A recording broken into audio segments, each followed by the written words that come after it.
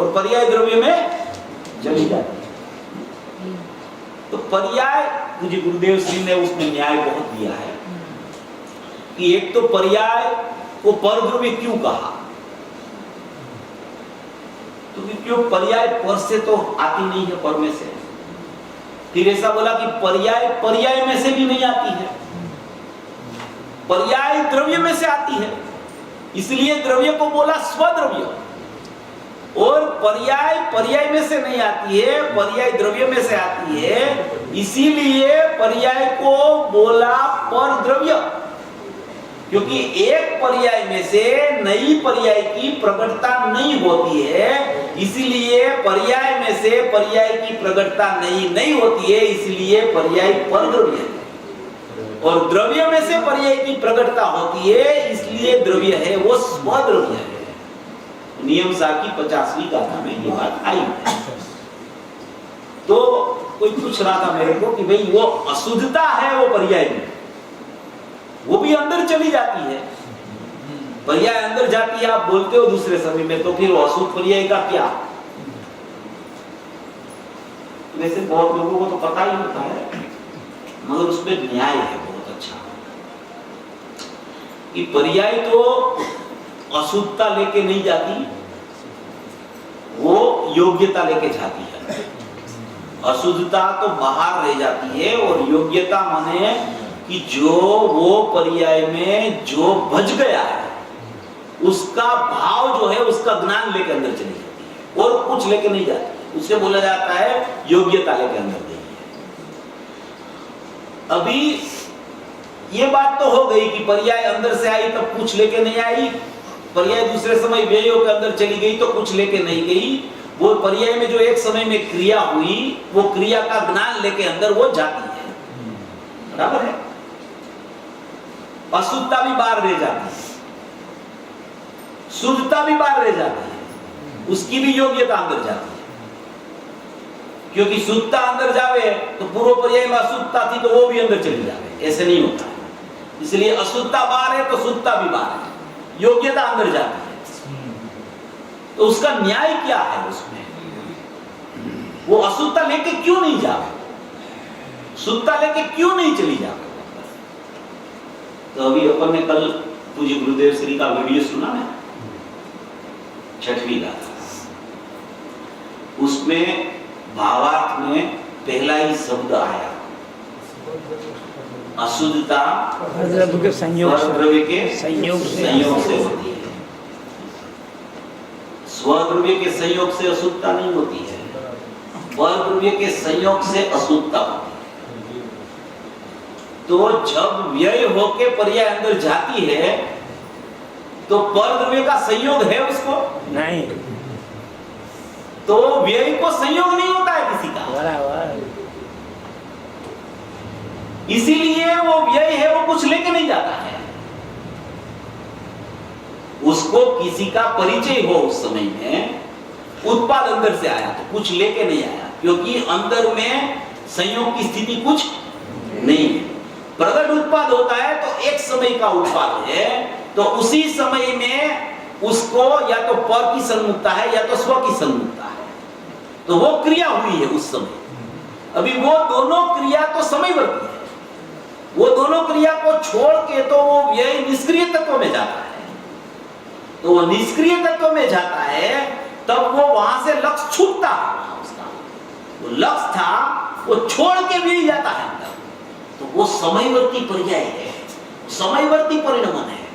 लक्ष्य छोड़ के वो अंदर गया तो व्यय चला गया, और व्यय है वो कुछ लेके नहीं गया, उत्पाद कुछ लेके नहीं आया, व्यय कुछ लेके नहीं गया, एक समय में जो क्रिया थी वो बच गई।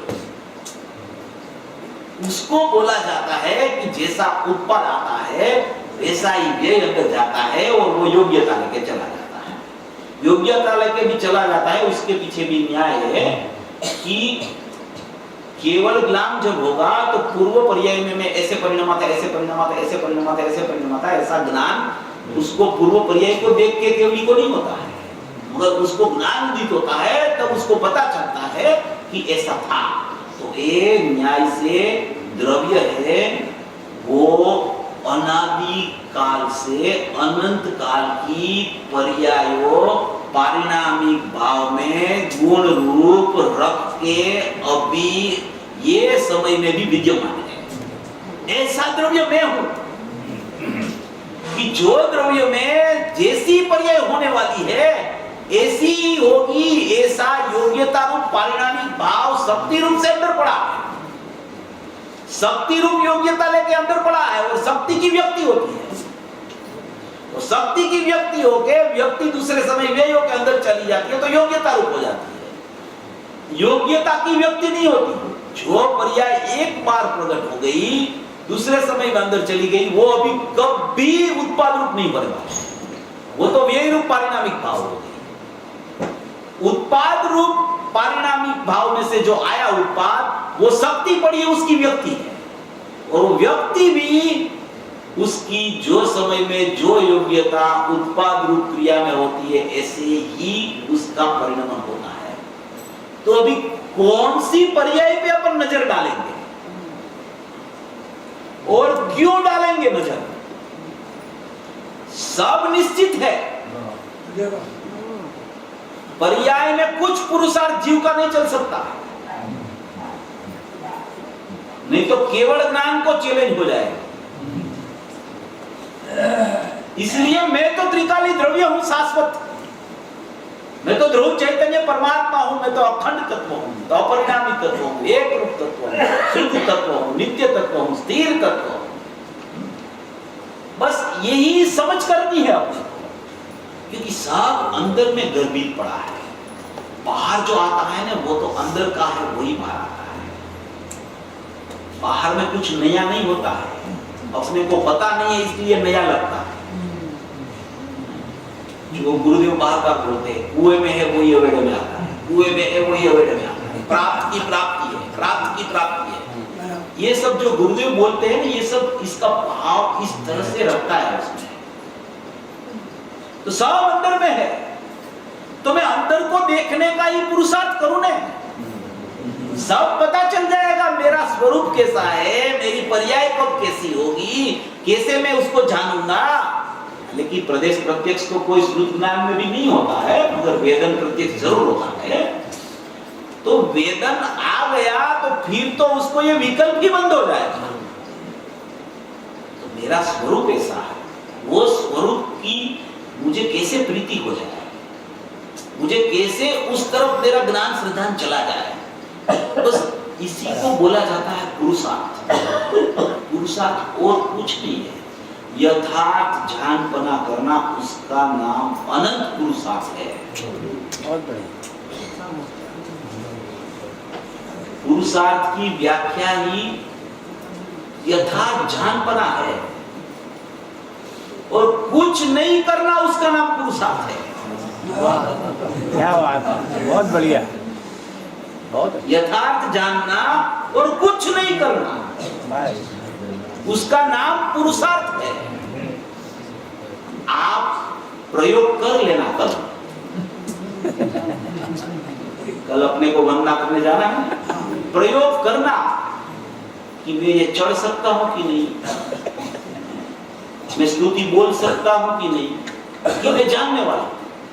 प्रयोग करना, ये प्रयोग का मार्ग है। प्रयोग करेंगे नहीं तो वेद ज्ञान चलेगा, वेद ज्ञान चलेंगे, वेद ज्ञान चलेगा तो गर्भित सुत्ता हो जाएगी, गर्भित सुत्ता होगी ना तो प्रगट सुत्ता हो जाएगी। ऐसा ये क्रम है। इस तरीके से सोच चलानी चाहिए। ये यथार्थ ध्यानपना पर बहुत वचन है, निर्णय पर बहुत वचन है। यथार्थ निर्णय जब तक नहीं होता है तब तक ये सब चीज ये अनंत बार सुन चुके हैं अपन, ये कोई पहली बार की बात नहीं है,